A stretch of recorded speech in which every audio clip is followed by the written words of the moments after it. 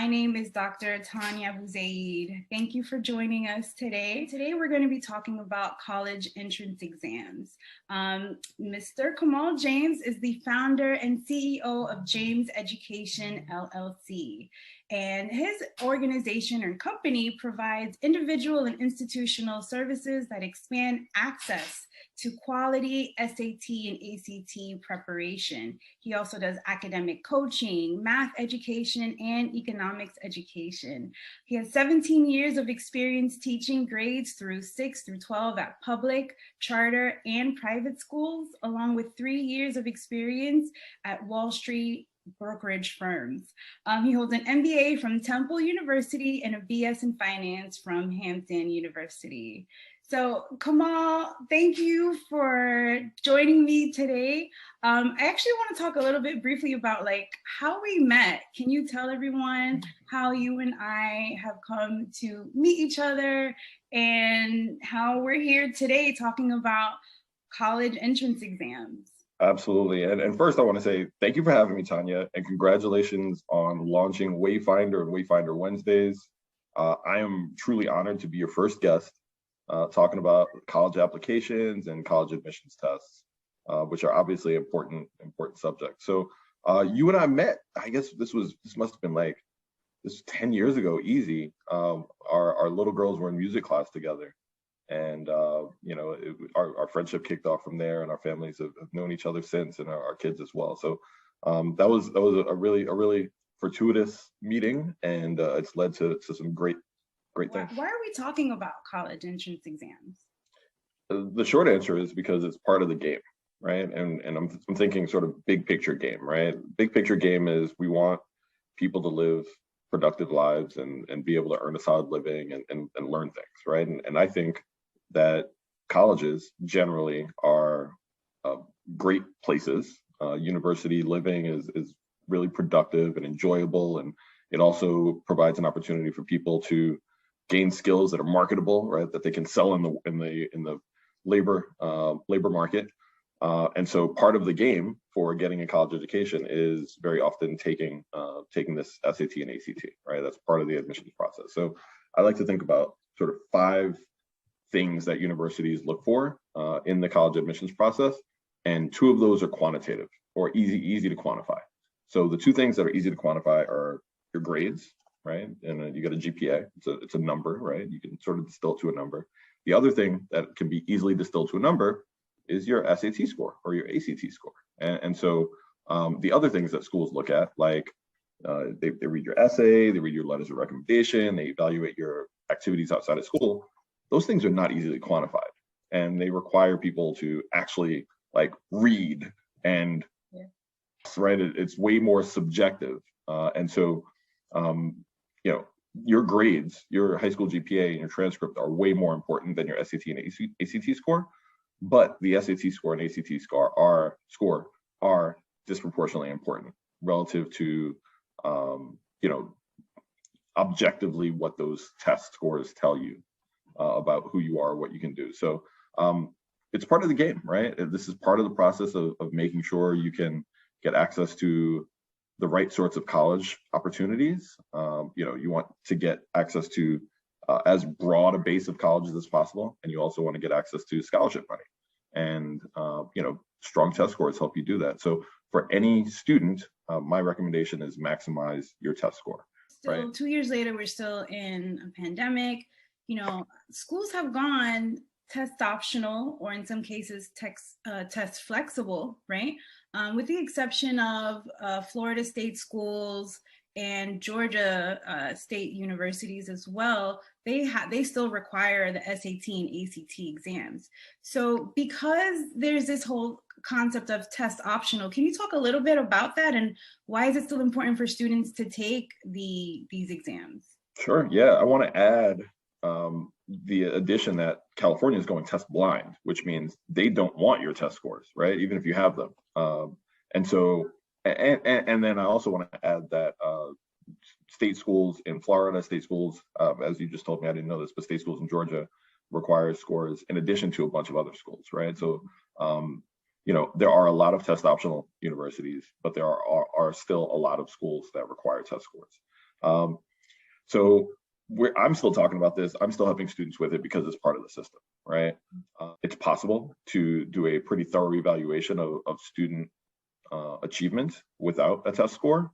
But I also think that there is valid information that's communicated in a test score. It's not perfect information, right? A test score is not everything, but it's also not nothing. So when I'm helping students get ready for the SAT and ACT, I'm just helping them develop, yes, an understanding of what the test is like, right? The architecture of the test, strategies for timing and those sorts of things. But I'm also helping students strengthen their fundamental skills, right? And those fundamental skills are basically reading, writing skills, and math skills. Like, I think those are important. What do you say to students who may be thinking that they don't have to take exams? Great question. It's relatively low cost, but it gives a lot of information, and it can give you access to educational opportunity, right? So there are schools that want your score, right? And there are scholarship programs that also want your scores. And so it makes sense for students to broaden their net as wide as possible.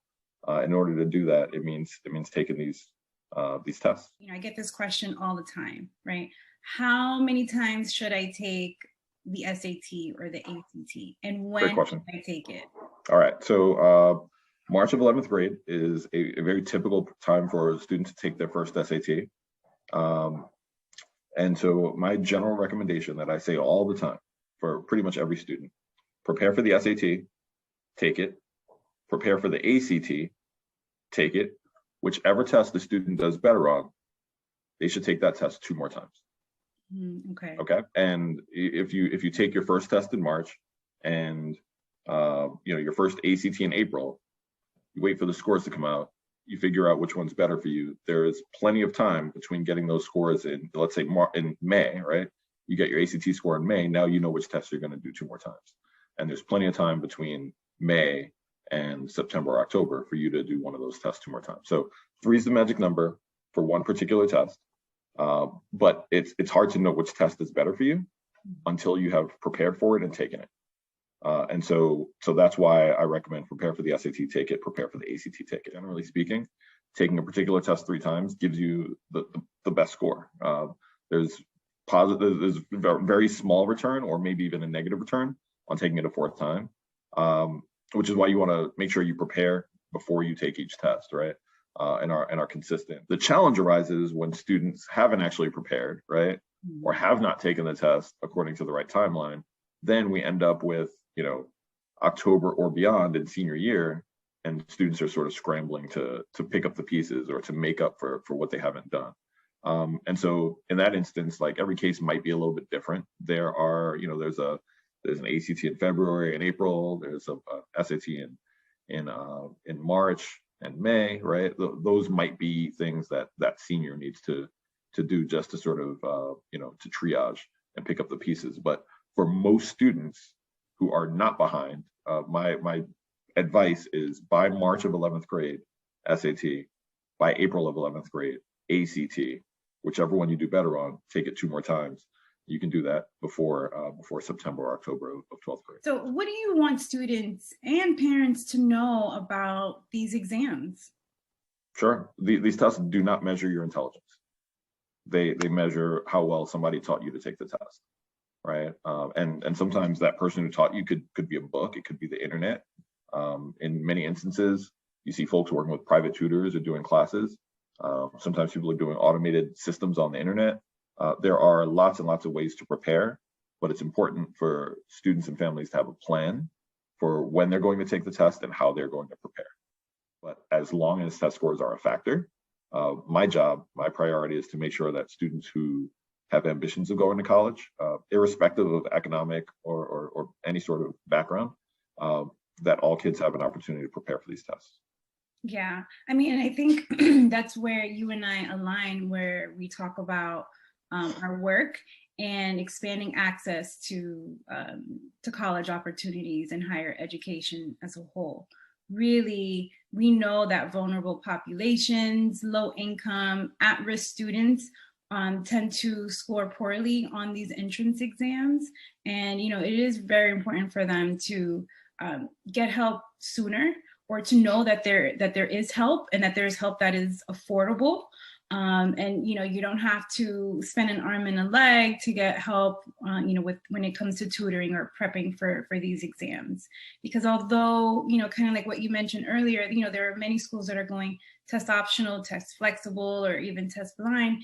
It doesn't negate the fact that these entrance exams are factors. And I love how you mentioned that it doesn't measure intelligence, right? It measures how well can you take a test, especially if you've been prepared to do so, right? And isn't that what college is about? Like college, when you go through college, you and I have done it twice, 3 times, right? You're taking a class. They're not measuring like, okay, how smart you are from the beginning, or what do you know about this from the beginning? You go through a process of preparation and learning, and then there are assessments to determine how well did you learn, this topic or this concept. Right. Yeah, absolutely. My sort of personal ministry is helping kids get ready for these tests. And that's, I've worked with kids who are homeless. I've worked with kids whose parents are billionaires, and everybody in between. Given the prevalence of online technology and people working on Zoom, I now see all my students on Zoom. Sometimes it's individually, one-on-one, but I also do these classes with groups of students getting ready for the tests. And we've got the March 2022 exam coming out on January 18th, next week. We're going to start a group class. We'll be together for every Tuesday, potentially Wednesday. I'm looking at starting a Wednesday class as well, but every week leading up to that March exam, there's going to be a group of students getting together to prepare for that SAT. And then immediately after that, we'll start getting them ready for the April ACT. And this is the time for high school juniors to do that. That March SAT of 11th grade and the April ACT of 11th grade. I mentioned taking a test multiple times. There are 2 advantages. One, you generally get better with experience, right? Up to three tests, you generally get better with experience. And there's also the opportunity to super score, which means taking the best, in the case of the SAT, taking your best reading writing score and pairing it with your best math score, even if those did not happen on the same test administration. And so, 3 is the magic number for one particular test. And in order to know which test is better, do both the SAT and the ACT one time after preparation. Mm-hmm. And in the college admissions process, and that's basically, what I do is I help guide students in terms of like, how to best prepare their application, right?